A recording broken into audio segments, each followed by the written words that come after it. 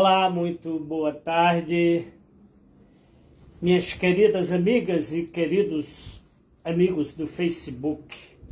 Nesta segunda-feira, dia 1º de setembro, queremos iniciar este mês voltando a falar da segunda vinda de Jesus Cristo. Nós falamos na visão de Erickson Millard e também falamos na visão de Gruden, o americano.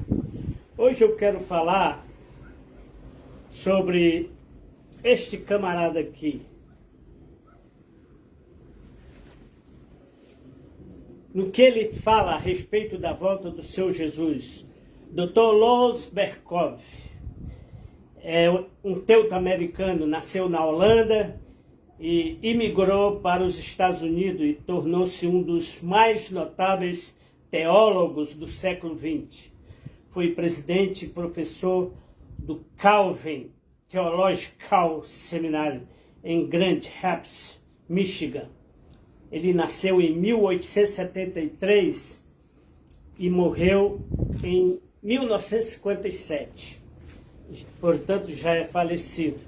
Então, meus queridos, não sei se algum de vocês me assistiram, né, quando falava da volta do seu Jesus, na visão de Gruden.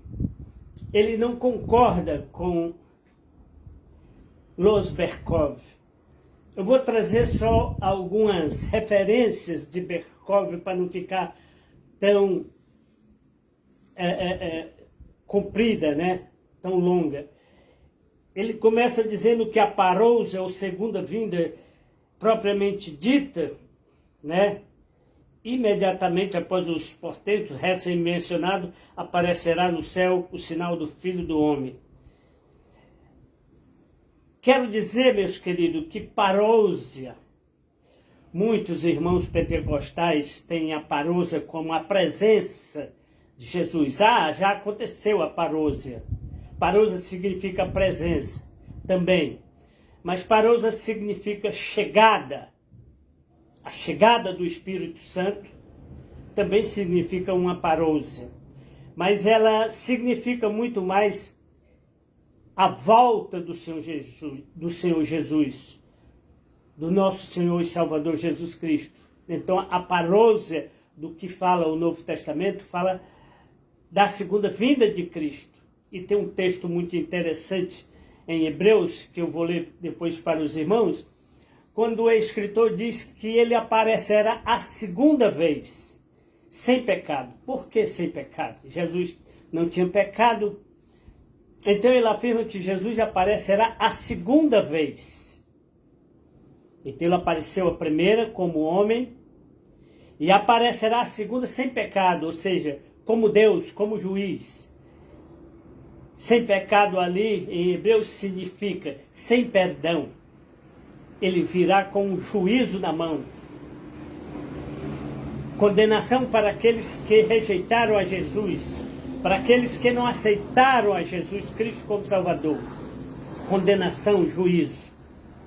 E salvação para aqueles que perseveram na sua doutrina, que aceitaram, que confessaram, como ele disse, todo aquele que me confessar diante dos homens, eu o confessarei diante do meu Pai e dos seus santos anjos.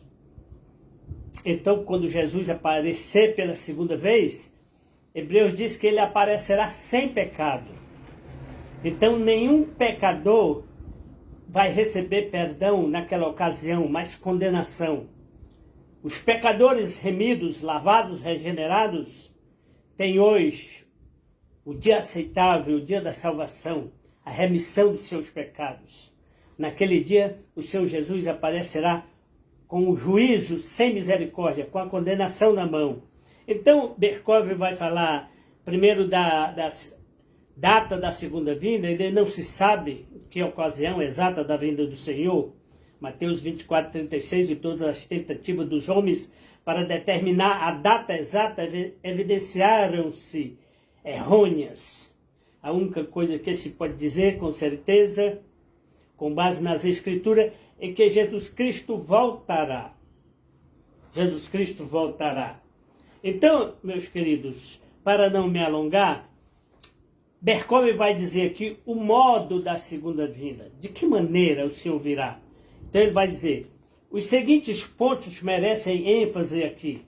Será uma vinda pessoal, física. Isto se deduz da afirmação feita pelos anjos aos discípulos, quando Jesus ascendeu aos céus. Jesus, que dentre estes vós foi assunto aos céus, assim virá do mesmo modo. Atos 1:11. A pessoa de Jesus os estava deixando. A pessoa de Jesus voltaria. No sistema do modernismo dos dias atuais, não há lugar para um retorno pessoal de Jesus Cristo, diz Douglas Clyde, Mackintosh vê o regresso de Cristo no progressivo domínio sobre os indivíduos e sobre a sociedade. Então ele dá algumas opiniões erradas de pessoas que dizem não há lugar para dizer que Jesus Cristo voltará visivelmente em corpo, né? Ele já foi assunto, já está na glória, na luz inacessível e não voltará. Então ele fala aqui de Craig Mackintosh, né? William Newton Clarke e outros. Não se deve esperar nenhum retorno visível de Cristo à Terra, sim. O longo e constante progresso do seu reino espiritual é que acontece. Quer dizer, são posições errôneas. Quero que você entenda essa posição que Berkowitz está colocando aqui. São posições errôneas da volta de Cristo. Certo? Então, meus queridos, eu não sei se tem alguém me assistindo aí, né? Mas clique aí no coraçãozinho, dê um sinal de que você está me assistindo, tá certo? Então, ele vai dizer aqui, Walter, Rauschenbusch e Shelley Mateus falam da segunda vinda em termos similares, parecidos, ou seja, Jesus não voltará fisicamente. Ele diz, mas Jesus voltará fisicamente sim, que a volta do Senhor será física, se deduz das passagens de Atos 11, Atos 3 e 20, Hebreus 9. Jesus voltará corporalmente à terra. Sim. Então, ele vai dizer aqui, ora, é mais que evidente que o Novo Testamento fala de uma vinda espiritual de Cristo. Sim, fala. Cristo veio espiritualmente, derramou o Espírito Santo, Mateus 16, João 14, Apocalipse 3, mas esta vinda que para a igreja no dia de Pentecoste, quer no indivíduo a sua renovação espiritual, Gálatas 1,16, não pode ser identificada com o que a Bíblia apresenta como a segunda vinda. Ou seja, muitos pentecostais, não, Jesus Cristo já veio no dia de Pentecoste, ele desceu, o Espírito Santo desceu sobre toda a carne, né? Mas a segunda vinda de Cristo não pode ser, ele diz aqui, esta segunda vinda não pode ser identificada, né, com a mesma vinda do Pentecoste, né?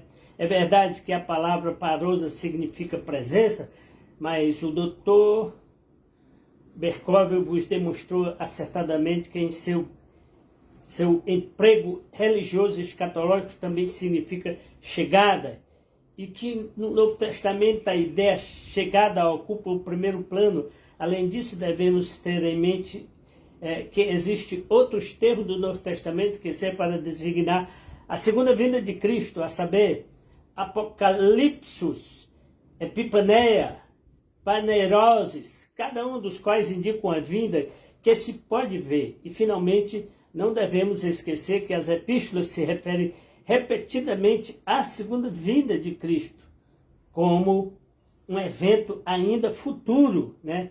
Então ele cita aqui Filipenses 3 e 20, 1 Tessalonicenses 3, 16, 4 e 15, 2 Tessalonicenses 1, 7 a 10, Tito 2. Então, será uma vida visível, sim.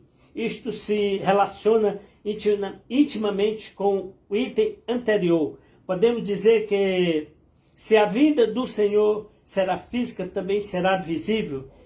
Isto parece seguir-se como um fato lógico, mas os russelitas ou sectários de outrora de milênio não pensam assim. Afirmam que este retorno de Cristo e a inauguração do milênio passaram invisivelmente em 1874. Então, eu já ouvi de irmãos mais novos do que eu, lá em Boa Viagem, que dizem que o milênio já aconteceu, que nós já vivemos na Nova Jerusalém, etc. De como é que nós vivemos na Nova Jerusalém se nós somos assaltados, somos escravizados, vivemos presos dentro de casa, pagamos impostos, né, altíssimos, né, do salário que nós temos direito a receber, só recebemos 40%, 60% fica para o governo.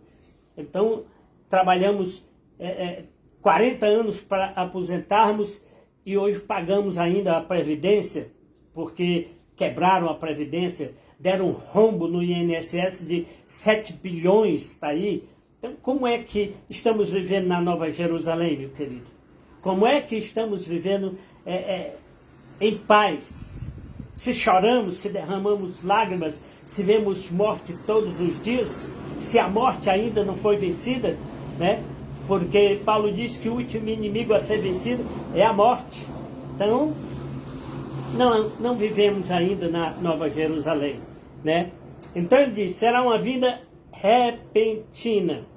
Embora de um lado a Bíblia ensine que a vinda do Senhor será recebida por diversos sinais, ensina de outro lado que é repentina. De maneira igualmente enfática, a vinda será repentina, inesperada, tomando de surpresa a muita gente, né? Jesus diz, estai-vos de sobreaviso, porque a hora em que vocês não esperam, o Filho de Deus virá. Ele virá como ladrão de noite, você está dormindo e não sabe, né?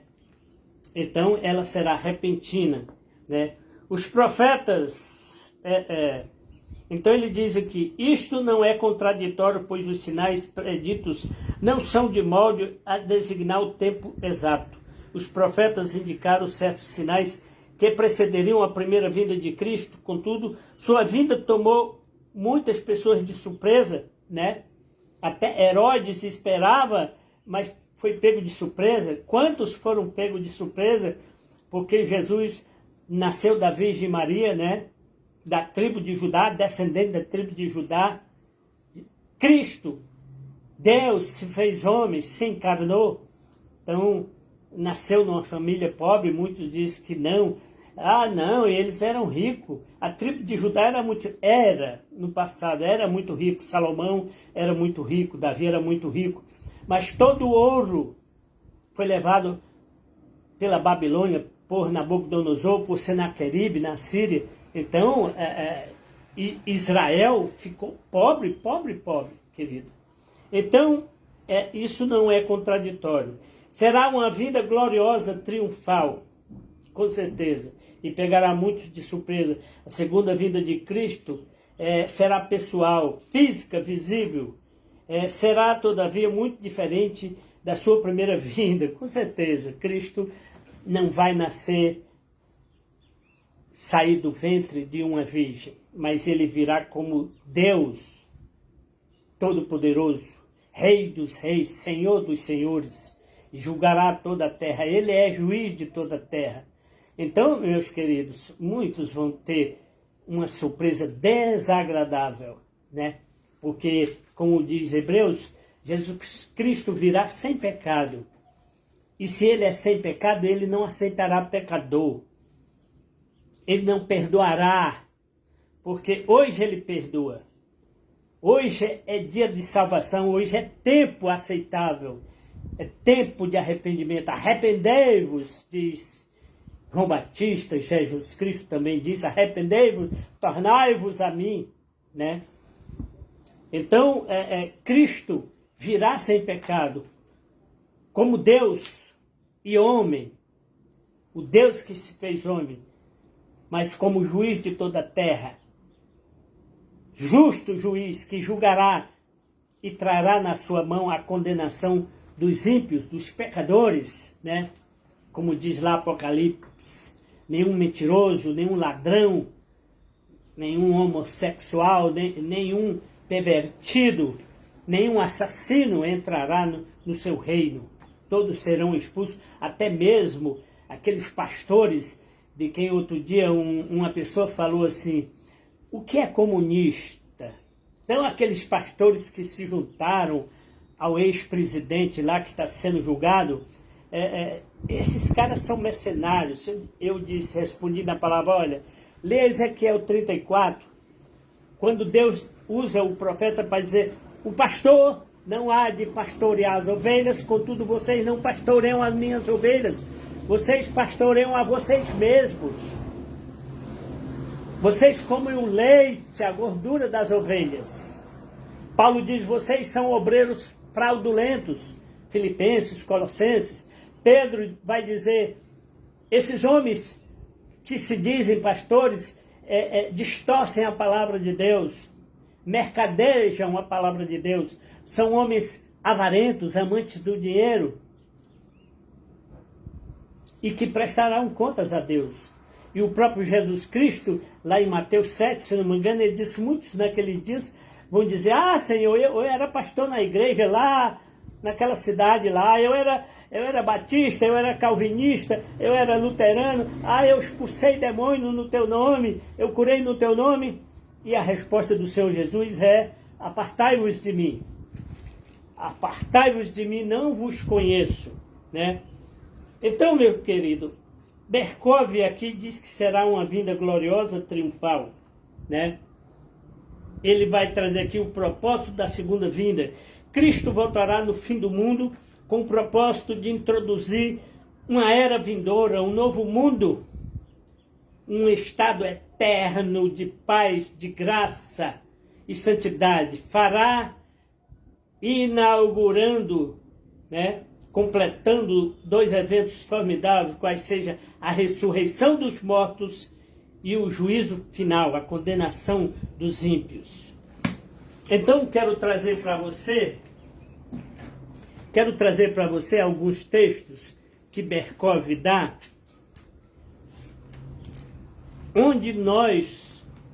onde a Bíblia declara firmemente que Jesus Cristo voltará. Jesus Cristo voltará. Então veja, Mateus 24, a partir do verso 24. Porque surgirão falsos cristos, falsos profetas, farão tão grandes sinais e prodígios, que se possível for, enganaria até os eleitos escolhidos. Eis que vos tenho predito. Portanto, se vos disserem, eis que ele está ali, no deserto, não saiam. Eis que ele está no interior da cidade, na casa, etc., na igreja tal, não acrediteis. Porque assim como o relâmpago sai do oriente e se mostra até o ocidente, assim será também a vinda do Filho do Homem. Pois onde estiver o cadáver, aí se ajuntarão as águias. E logo depois da aflição daqueles dias, a grande tribulação, o sol se escurecerá e a lua não dará a sua luz. Este sinal ainda não aconteceu. Esse sinal não aconteceu, meu querido. Então ainda é futuro. Então ele diz aqui, Mateus, eu estou lendo na Bíblia em ordem cronológica. As potências do céu serão abaladas. Então aparecerá no céu o sinal do Filho do Homem. Por que essa expressão Filho do Homem? Jesus Cristo não é filho do homem. Ele é filho de Deus. Paulo vai dizer que o primeiro homem, Adão, era terreno, mas o segundo Adão era espírito vivificante. Ele é Deus que se fez carne. É Deus que condescendeu com o homem. É Deus que viu que nenhum homem podia ajudá-lo, diz lá Ezequiel 11, Ezequiel 14, Isaías 59 também. E então Deus viu que não havia homem para ajudar e ele se alegrou, porque só ele podia ajudar a humanidade. E ele desnudou o seu braço, diz Isaías 52. Ele desnudou o seu braço. Quem é o braço de Deus? Jesus Cristo. E todas as nações verão a sua salvação, mas nem todos serão salvos. Então, meu querido, filho do homem, a expressão filho do homem aqui, é porque Cristo é a humanidade perfeita, diz Berkov. A humanidade de Jesus Cristo, ela é pré-editada desde a fundação do mundo, ela já pré-existia. Eu sempre digo, e sei que muitos pastores, teólogos discordam de mim, mas Melquisedeque, as pessoas dizem assim, há 3 homens na Bíblia que não morreram. Enoque, Elias e Melquisedeque. Melquisedeque, querido, não era homem, filho de mulher, nem filho de homem. Era a pré-encarnação de Jesus Cristo. É a teofania de Jesus Cristo. Porque ele recebeu dízimos de Abraão, do qual seria pai de Levi, pai de Isaac, Isaac pai de Jacó, e Jacó pai de Levi. E os levitas receberiam dízimos, seriam sustentados por Israel, pelas outras tribos. E por isso Jesus Cristo veio como filho do homem, essa expressão filho do homem, porque ele se fez homem, mas não gerado do homem. E eu sempre digo, o catolicismo prega que Jesus Cristo é filho biológico de Maria, que Maria gerou Jesus. Não existe nenhuma possibilidade, nenhum versículo na Bíblia, nenhuma abertura que possa identificar Jesus gerado por Maria. Quando Maria se assusta com o anjo dizendo, salve agraciada, você vai dar à luz, você vai engravidar. E ela, como isso? Eu sei que para engravidar eu preciso deitar com o homem, transar com o homem, eu sou virgem. E ele disse, não, o que vai ser gerado em você é do Espírito Santo, você não vai gerar. O que vai ser gerado em você é do Espírito Santo. A mesma notícia o anjo disse a José, o que foi gerado nela não é de homem, nem de mulher, é de Deus, é do Espírito. Então Jesus Cristo é Deus que se encarnou. É Deus que se fez homem. Ele não é homem que se fez Deus. E muitos são aqueles que dizem, não, Jesus Cristo se tornou o Cristo, o Messias, por causa dos apóstolos. Depois da ressurreição, outro dia eu ouvia, pastor Rafael, meu abraço, uma pessoa dizendo, olha, Jesus Cristo mentiu. Ele disse ao ladrão da cruz, hoje mesmo estarás comigo no paraíso. Agora, olha, como Jesus poderia dizer isso se na hora da ressurreição, quando Maria foi ver o corpo e viu o túmulo aberto, Maria se assustou, chorou, e Maria até revelou ali que Jesus não era seu filho, mas seu Senhor. Onde vocês colocaram o corpo do meu Senhor? Então Maria ali nos revela que Jesus Cristo é o Filho de Deus, o Salvador, e que ela estava procurando o corpo do seu Senhor. Onde você colocou, ou onde vocês colocaram o corpo do meu Senhor? E Maria parecia que tinha tantas dúvidas, né? Apesar de Jesus ter feito tantos milagres, ter dito a ela, né? Maria, está aí teu filho. Mas Maria chorava, desesperada, porque o túmulo estava vazio. E então Jesus se revelou a ela, e ela se curvou e adorou o Senhor, dizendo, Rabone, Rabone, que quer dizer mestre, Senhor. Então ali nós temos a declaração de Maria de que Jesus é Senhor, é Deus Salvador. Por isso a expressão Filho do Homem. Eu costumo dizer que Jesus Cristo nasceu de mulher, mas não é filho de mulher. Por isso a expressão Filho do Homem. Por isso Jesus Cristo é dito lá na carta aos Hebreus, ele foi gerado pelo Espírito eterno de Deus.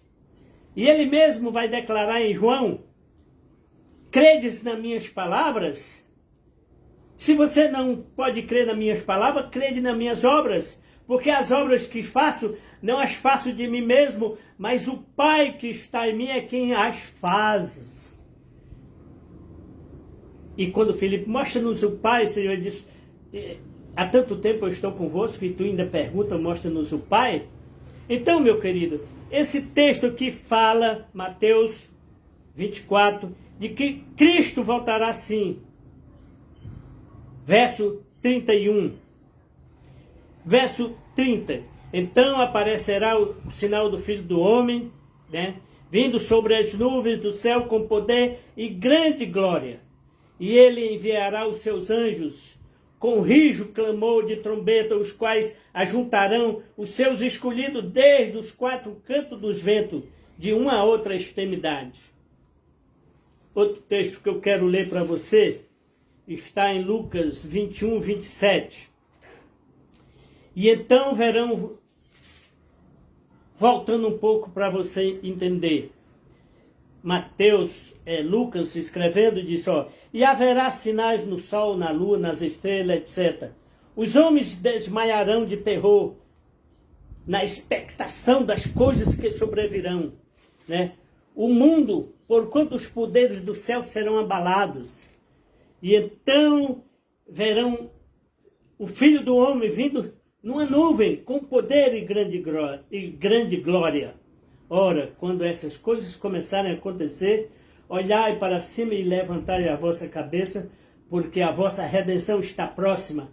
Então, meus queridos, eu queria enfatizar esse versículo, a última parte do versículo que Lucas diz, porque a vossa redenção está próxima. Então, muitos são aqueles que dizem assim, eu estou salvo pela graça, pela fé. Glória a Deus. Paulo afirma que é na esperança que somos salvos. Esperança que se vê não é esperança. Efésios, Romanos 5, quando ele vai falar da justificação pela graça mediante a fé, ele vai dizer, e seremos salvos. E aqui Lucas vai dizer, a vossa redenção está próxima. A vossa redenção está próxima. A minha redenção está próxima. Porque eu sei que eu estou salvo. Eu posso afirmar que estou salvo? Sim, porque a palavra de Deus me garante. Paulo vai dizer, eu sei em quem tenho crido e estou bem certo que Ele é poderoso para guardar o meu tesouro, a minha vida, a minha salvação. Ele é poderoso, eu sei em quem tenho crido, eu creio em Jesus Cristo, Ele guardará, Ele trará a minha salvação, a minha redenção, como diz o apóstolo Pedro na sua primeira carta. Então seremos salvos, como diz Paulo. A nossa redenção está próxima, queridos, muito próxima, né? Outro texto está em Mateus 26 e verso 63. E Jesus, porém, guardava silêncio e insistindo, o sumo sacerdote disse, conjuro-te pelo Deus vivo que nos diga se tu és o Cristo. Aqui, João está escrevendo, quando Jesus foi preso lá no Getsêmani, né? Houve a traição de Judas e ele foi levado para os principais da sinagoga, Anás, Caifás, e lá foi esbofeteado, né? E ali foi onde Pedro negou a Jesus também. E então, Mateus registra aqui esse momento em que os sacerdotes, Anás e Caifás, conjuro-te pelo Deus vivo, que nos diga se tu és o Cristo, Filho de Deus. E disse-lhe Jesus, tu disseste. Digo-vos, porém, que de agora em diante vereis o Filho do Homem vindo sobre as nuvens, né? Nesta versão diz assim, que vereis em breve o Filho do Homem assentado à direita do Todo-Poderoso e vindo sobre as nuvens do céu. Então a volta de Jesus Cristo, ela é física. Ela não é apenas espiritual, como muitos falam, né? Então, mais um texto aqui, eu falei de Lucas 21 e não li para os irmãos, né? Eu li de Mateus 26, mas acabei não lendo Lucas 21. Mas não tem muito problema, querido. Atos capítulo 1, quando Jesus disse aos discípulos para não se ausentarem, ficarem em Jerusalém, para que fossem revestidos do Espírito Santo ali. Muitos dizem que foi a inauguração da igreja. Berkov discorda, e eu também discordo, que a igreja já existia. Lá em Mateus 18, Jesus vai dizer, quando você surpreender um irmão em pecado, você conversa com ele, se ele se arrepender, ganhaste teu irmão. Se ele não se arrepender, leva um presbítero. E mesmo assim, se não se arrepender, leva-o à igreja. Então Jesus reconhece que a igreja existia. E o próprio apóstolo Paulo, Efésios 2:2, Paulo vai dizer, Cristo amou a sua igreja, que se entregou por ela, que morreu por ela, para santificá-la e apresentar a ele mesmo como uma noiva. Então Cristo não morreu por uma coisa que não existia, querido, mas Cristo morreu pela sua igreja, que estava caída, que estava adulterada, que estava suja, que estava impura. Ele amou tanto que deu a sua própria vida, derramou o seu sangue para purificá-la e apresentá-la como uma noiva. Então é uma alegoria, uma figura de linguagem que Paulo usa para dizer que a igreja, ela está sendo purificada pelo sangue de Cristo e será apresentada a Cristo como uma noiva. E muitos dizem, não, a igreja é a noiva de Cristo, a igreja é a noiva. Não, a figura da noiva Paulo usou, querido, para nos demonstrar que a igreja estava suja, ela tinha adulterado, ela tinha se prostituído com os ídolos, como até hoje muitas denominações se prostituem com mamon, com a riqueza. Como Jesus diz, ninguém pode servir a dois senhores, a Deus e a mamon, a de amar a um e aborrecer a outro, e muitos querem amar as duas coisas. Ninguém pode juntar dinheiro. Jesus disse, não ajunteis para vós tesouros na terra, mas ajunteis tesouro nos céus. Mas o homem continua teimando e querendo juntar tesouro na terra. Ou seja, desobedecendo a Deus. Então, continua suja. Não se limpa. Muitos profanam o sangue de Cristo. Hebreus vai dizer que muitos pisoteiam o sangue de Cristo. E para essas pessoas que pisoteiam, que profanam o sangue de Cristo, diz o escritor aos Hebreus, não há mais sacrifício, porque Cristo morreu uma única vez por vós, ele não vai morrer de novo, ele não vai derramar seu sangue de novo, ele derramou seu sangue uma única vez.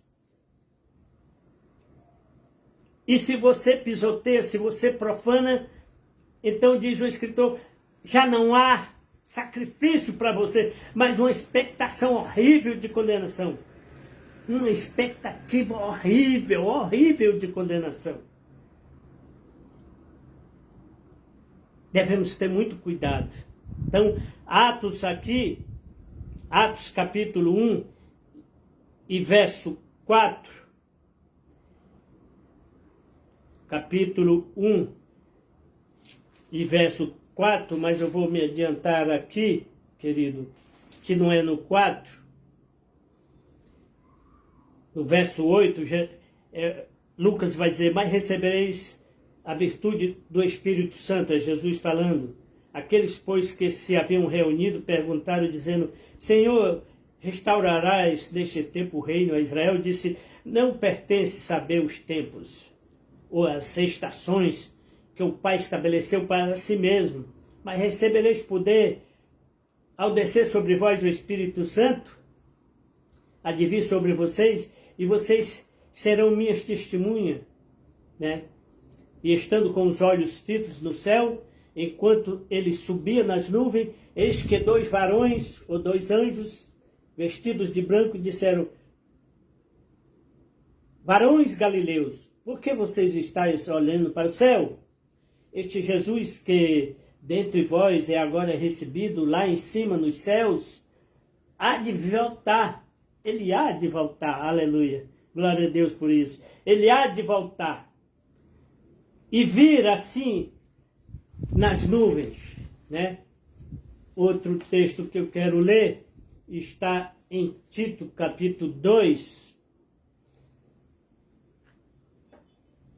Quando Paulo fala a Tito da sã doutrina,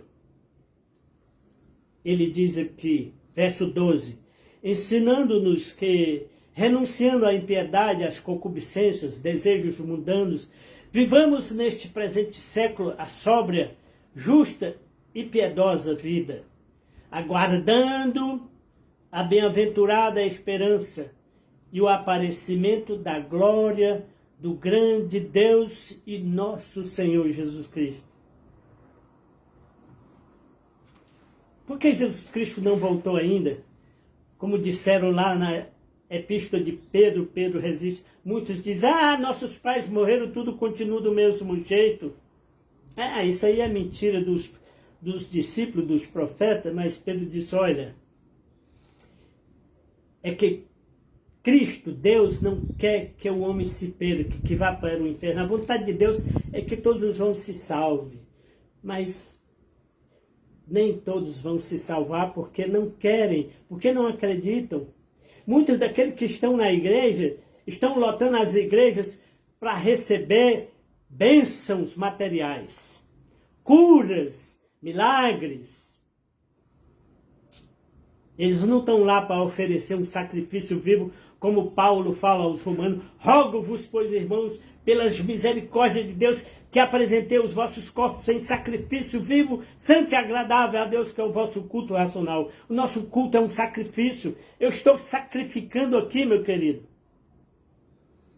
Ontem eu até postei um vídeo, eu e minha esposa fomos à praia, mas eu estou aqui quengado com o joelho direito aqui, que eu não posso nem dobrar. Para vestir, para calçar uma meia, para vestir uma calça, é um sacrifício, né? Hoje comprei umas pomadas com diclofenaco e pedindo a Deus que me alivie essa dor, o joelho inchado. Eu não posso nem calçar um sapato. Para calçar um sapato é um sacrifício. Então eu estou fazendo um sacrifício aqui para Deus. Para lhe falar da volta de Cristo, da salvação, né? Então ele diz aqui, o qual se deu a si mesmo por nós, para nos remir, nos salvar, nos purificar de toda iniquidade e purificar para si mesmo um povo especial, zeloso de boas obras. Amém? Hebreus, esse último texto que quero ler e quero enfatizá-lo, querido, onde eu falava, ele resiste aqui a triunfante glória de Cristo entrando no santuário feito não por mãos humanas. Ele disse, olha, porque Cristo penetrou nos céus. Paulo, em 1 Timóteo 6,16, vai dizer, ele entrou na luz inacessível, ele habita na luz inacessível, só ele tem a imortalidade.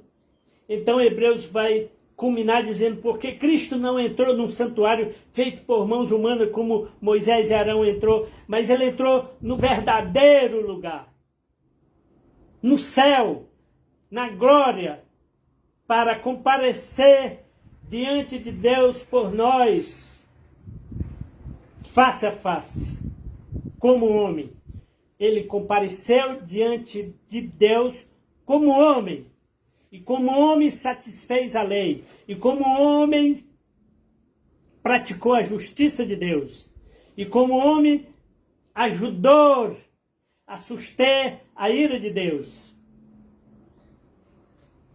Mas voltará como Deus, não como homem.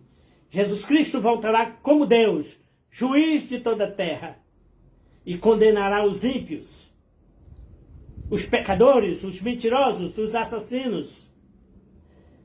E como aos homens está ordenado morrer uma vez, Cristo também só morreu uma vez. Ele não vai morrer 2 vezes. E diz ele aqui, ele morreu para tirar os nossos pecados e ele vai aparecer a 2ª vez, sem pecado. Aqueles que o esperam para a salvação. E como eu dizia, muitos são aqueles que, sem pecado? Mas Jesus Cristo tinha pecado? Não. Sem pecado aqui, meu querido, quer dizer, Cristo, quando veio como homem para salvar, para dar a sua vida por nós, ele suportava pecadores, ele falou com pecadores, ele disse, vinde a mim todos vós que estáis cansados e oprimidos, e eu vos aliviarei, aprendei de mim, que sou manso e humilde de coração. Então Cristo chamava as multidões para arrependimento, mas aqui ele aparecerá sem pecado. Imagina você, pecador, sujo, comparecer diante de Deus Santíssimo. Tem uma parábola, eu esqueço o texto, em que Jesus fala de um homem que ele entrou nas bodas, sem ser convidado. E aí o noivo notou aquele homem sentado lá atrás. Quem foi que te convidou? Não, eu vim com as minhas próprias pernas, né? Eu vim com minhas próprias obras, eu sou um homem bom, misericordioso, eu dou esmola, etc, etc. E Jesus disse, mas você não está vestido com as vestes nupciais. Lá em Apocalipse ele diz, aqueles, acho que é a igreja de Tiatira, aqueles que ainda não se contaminaram, eles andarão de branco comigo. Aquele homem, aquele penetra, entrou na festa, nas bodas, sem a vestimenta especial. E o noivo disse, não, você não pode entrar, você não está vestido com as vestes brancas, com as vestes puras. Você é um intruso. E então o texto bíblico diz que o noivo mandou expulsá-lo. Expulsa ele, joga ele fora. É isto que Jesus vai fazer com muitos penetra. Ah, Jesus, eu curei no teu nome. Ah, Jesus, eu expulsei demônio no teu nome. Apartai-os de mim. Então Hebreus diz aqui, Jesus Cristo aparecerá a 2ª vez sem pecado. Não é porque ele tinha pecado, mas é porque ele não aceitará pecador nenhum. Ele virá julgar a terra. Ele virá condenar os ímpios. Ele será inflexível, intransigente. Assim como eu sou intransigente com a palavra de Deus, eu não negocio a palavra de Deus. Os princípios bíblicos estão aqui, correm nas minhas veias. Jesus Cristo voltará. Com certeza. Apocalipse também, meu querido. Apocalipse capítulo 1. Não poderia deixar de ler esse texto. onde João vai dizer: eis que vem com as nuvens, e todo olho verá, até mesmo aqueles que o traspassaram, e todas as tribos da terra lamentarão. Sim, sim, todos verão e se lamentarão, porque Cristo não aceitará pecadores, Cristo não aceitará mentiroso. Ele diz: nenhum mentiroso, nenhum assassino, nenhum idólatra entrará no meu reino. Então ele virá, ou seja, para condenar, para julgar, não para salvar. Porque hoje é o dia aceitável da salvação. Que Ele te abençoe. Que o Espírito Santo te ilumine, te encha de graça. Assim como Ele tem sido o meu companheiro, o meu professor, aquele que me sustenta, aquele que me guia, aquele que me dirige, aquele que me faz chorar, derramar lágrimas, aquele que me prova todos os dias, aquele que me purifica todos os dias. Mas como dizia, tem uma canção do Silvan San, um pastor, ele vai dizer: eu vencerei, vou lutar, vou insistir, eu sei que vencerei. Deus está comigo, é meu fiel amigo, eu sei que vencerei. Qualquer dia essa muralha vai cair, eu vencerei. A prova vai passar e a porta vai se abrir, então eu entrarei. E como recompensa de todas as lágrimas que chorei, o troféu da vitória eu receberei. Amém, glória a Deus.